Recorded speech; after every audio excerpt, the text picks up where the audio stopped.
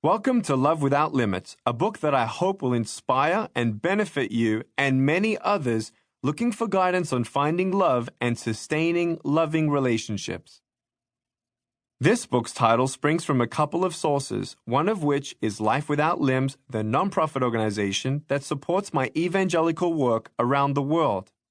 The name relates to the fact that while I was born without arms or legs, my God-given purpose to inspire others has resulted not in being disabled, but rather in my becoming highly enabled to live a full life without limbs.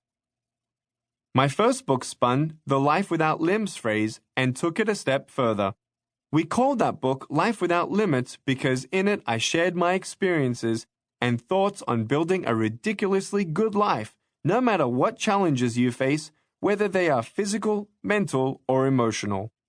That brings us to the origins of this book's title, Love Without Limits. I've often written and spoken about the insecurities that dogged me as a child and young man. Because of my lack of limbs, I feared no woman would ever love me or want to marry me. I had many doubts about my fitness as both a husband and father. Frankly, there were people close to me who had their own concerns in that regard. Some thought I would never marry or be able to support a family of my own. For a long time, it seemed they might be right.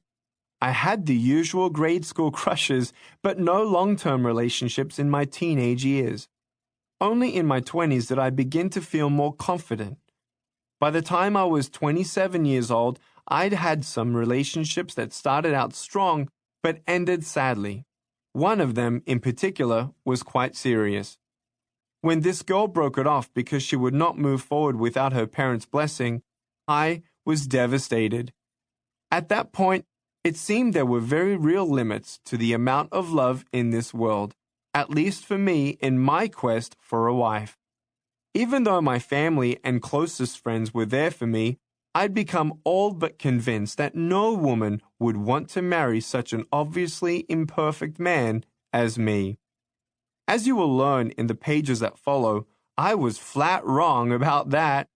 So wrong, in fact, that I'm a little embarrassed to remember how despondent and self-critical I'd become after losing at love.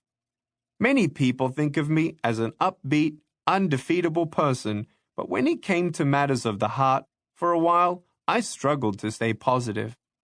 I didn't give myself enough credit, for sure, but even scarier, I didn't give enough credit to God or to His gift of lasting love between two people.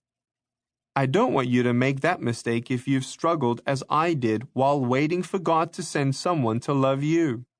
As you likely know, God brought me an incredible woman whose capacity for loving me astounds me every day. If you take nothing else away from this book, please put the following thoughts in your heart and live accordingly. They are the primary messages I want to share. Never give up on love if love is what you want because God planted that desire in your heart for a purpose. You are worthy of love because you are the creation of a loving Father. There is someone who could love you and share your life. A successful marriage requires reciprocal and unselfish love as well as a shared, deep, and lasting commitment. Parenthood will test your marriage. It will also strengthen your bonds of love, but only if you develop deep empathy and unwavering support for each other by putting your family's welfare above self-interest. The work of being married is mostly about giving up our naturally self-centered ways and learning day by day to put God first, our spouses and family second, and ourselves third. Your marriage, your family, and your home should always be a safe, loving, caring, and comforting place, a refuge from the world and all of its challenges.